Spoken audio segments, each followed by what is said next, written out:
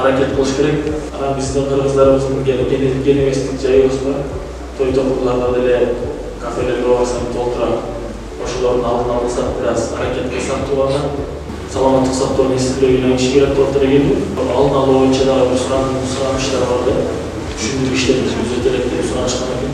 Коронавирусқа қарсы емдеу бойынша сұрағыңыздар болатын болса, мешіттің алдында тез жәрдемнамасы жана иммундық дәрігерлер зор жүріп тұрады. Қалаған қызықтырған сіздерде сұрағыңыздар беріп, ошол жерден емдеу бойынша тиешелүү маалыматтарды алсаңыздар болады.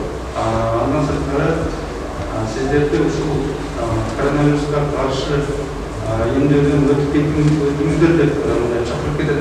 Анткени бүгүнкү күндө бул орынды тоқтатуының бірден бір эффективді жолы бұл емдеу болып тұрады.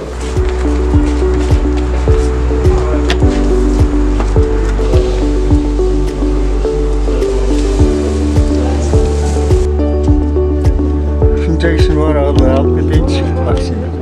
Оору дүйнөнү каптап аткандан кийин апаттан кутулуш үчүн жанагы жанымда жүргөн бир туугандарымды, досторумду, урук туугандарды дегендей жуктурбаш үчүн нар жак бери жакка сыртка чыгып көп жумуштар жасайбыз. Кайра үйгөн үйдөгү балдар элер оор болбош үчүн вакцина алууну чечтим. Эл менен аралашып барып эл менен иштешкенден кийин анан вакцина алууга туура келет экен. Мен баарын эле айтып эле жүрөм, эмтеден эле алгычакты деле айтып эле жүргөм, алгыла. Биринчи дозаны алышыңыз менен ден соолукта болуңуз.